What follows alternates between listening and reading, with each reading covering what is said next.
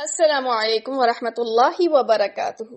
سیرت الصحابیات میں ہم بنات طاہرات کا تذکرہ پڑھ رہے ہیں اور آج ہم جانیں گے رسول کریم صلی اللہ علیہ وسلم کی دوسری صاحبزادی حضرت رقیہ رضی اللہ تعالیٰ عنہ کی زندگی کے بارے میں۔ یہ حضرت زینب رضی اللہ عنہ سے چھوٹی ہیں۔ ان کی والدہ کا نام سیدہ خدیجہ رضی اللہ تعالیٰ عنہ ہے اور یہ حضرت زینب رضی اللہ تعالیٰ عنہ سے 3 سال بعد پیدا ہوئی۔ اس وقت نبی کریم صلی اللہ علیہ وسلم کی عمر مبارک تقریباً 33 سال تھی۔ یہ 33 ہجری قبل نبوت میں پیدا ہوئی۔ حضرت رقیہ رضی اللہ تعالیٰ عنہ نے بھی آپ صلی اللہ علیہ وسلم کی آغوش میں ہی پرورش پائی۔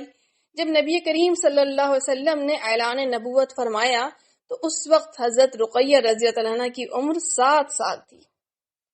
جب حضرت خدیجہ رضی اللہ عنہ نے اسلام قبول کیا تو ان کے ساتھ آپ کی صاحبزادیوں نے بھی اسلام قبول کیا۔ نبی کریم صلی اللہ علیہ وسلم نے اپنی بیٹی حضرت رقیہ کا نکاح اپنے چچا ابو لہب کے بیٹے عتبہ سے کیا تھا۔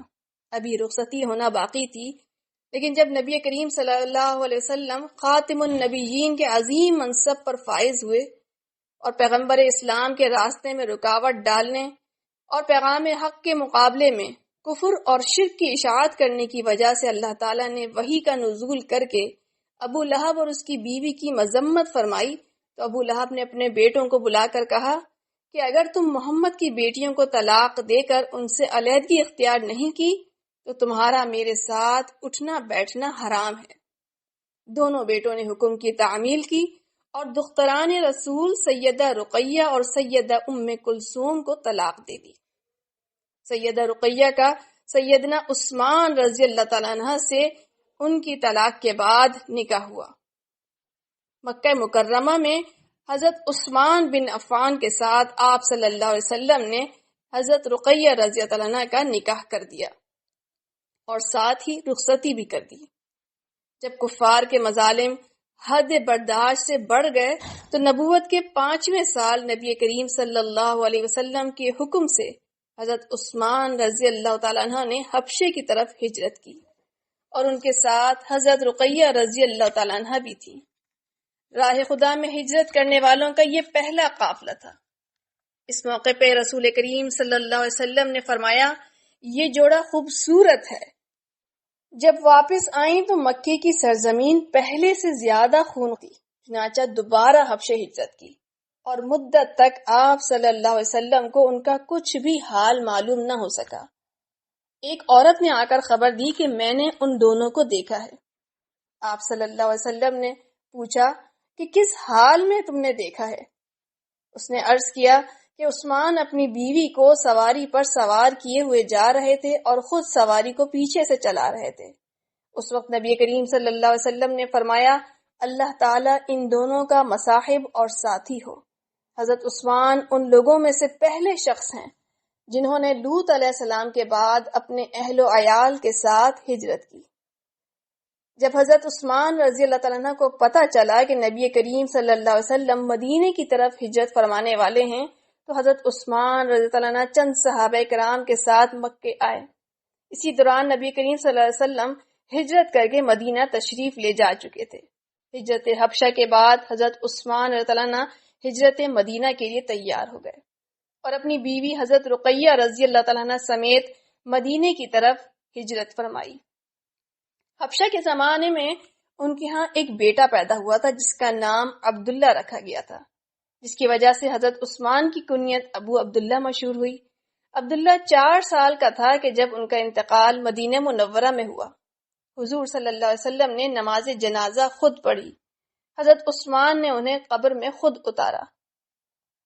سن 2 ہجری میں جو غزوہ بدر کا سال تھا، حضرت رقیہ رضی اللہ عنہ کو خسرہ کے دانے نکلے جو نہایت سخت تکلیف ہوئی۔ حضور صلی اللہ علیہ وسلم بدر کی تیاری میں مصروف تھے۔ نبی کریم صلی اللہ علیہ وسلم اور صحابہ کرام غزوے میں شرکت کے لیے روانہ ہونے لگے تو حضرت عثمان رضی اللہ تعالیٰ عنہ بھی تیار ہو گئے۔ نبی کریم صلی اللہ علیہ وسلم نے ان کو خطاب کر کے فرمایا کہ رقیہ بیمار ہے، آپ ان کی تیمارداری کے لیے مدینے میں ہی مقیم رہیں۔ آپ کے لیے بدر میں شرکت کرنے والوں کے برابر اجر ہے اور غنائم میں بھی ان کا برابر کا حصہ ہوگا۔ جب نبی کریم صلی اللہ علیہ وسلم غزوہ بدر میں شریک تھے تو رسول کریم صلی اللہ علیہ وسلم کی عدم موجودگی میں سیدہ رقیہ رضی اللہ تعالیٰ عنہ کا انتقال پرملال ہوا. پھر ان کے کفن دفن کی تیاری کی گئی اور یہ تمام امور حضرت عثمان رضی اللہ تعالیٰ عنہ نے سر انجام دیے. غزوہ بدر کی فتح کی خوشخبری لے کر جب زید بن حارثہ مدینہ شریف پہنچے تو اس وقت حضرت رقیہ رضی اللہ عنہ کو دفن کرنے کے بعد دفن کرنے والے حضرات اپنے ہاتھوں سے مٹی جھاڑ رہے تھے. چند دنوں کے بعد حضور کریم صلی اللہ علیہ وسلم مدینہ پہنچے تو جنت البقیع میں قبر پر رقیہ رضی اللہ عنہ کے تشریف لے گئے اور حضرت رقیہ رضی اللہ عنہ کے لیے حضور صلی اللہ علیہ وسلم نے خود دعا فرمائی اور ارشاد کیا عثمان ابن مظعون پہلے جا چکے، اب تم بھی ان کے پاس چلی جاؤ. اس فقے کا کہنا تھا کہ عورتوں میں کوہرام برپا ہو گیا.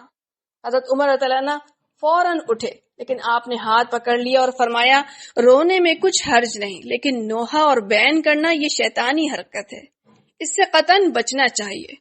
سیدہ عالم حضرت فاطمہ الزہرا رضی اللہ تعالیٰ عنہ بھی بارگاہ نبوی میں حاضر ہوئیں. وہ قبر کے پاس بیٹھ کر روتی جاتی تھیں اور آپ صلی اللہ علیہ وسلم کپڑے سے ان کے آنسو پوچھتے جاتے تھے. ایک روایت میں ہے کہ جب حضور کریم صلی اللہ علیہ وسلم پر حضرت رقیہ رضی اللہ عنہ کی تعزیت پیش کی گئی تو آپ صلی اللہ علیہ وسلم نے فرمایا الحمدللہ، اللہ تعالیٰ کا شکر، شریف بیٹیوں کا دفن ہونا بھی عزت کی بات ہے.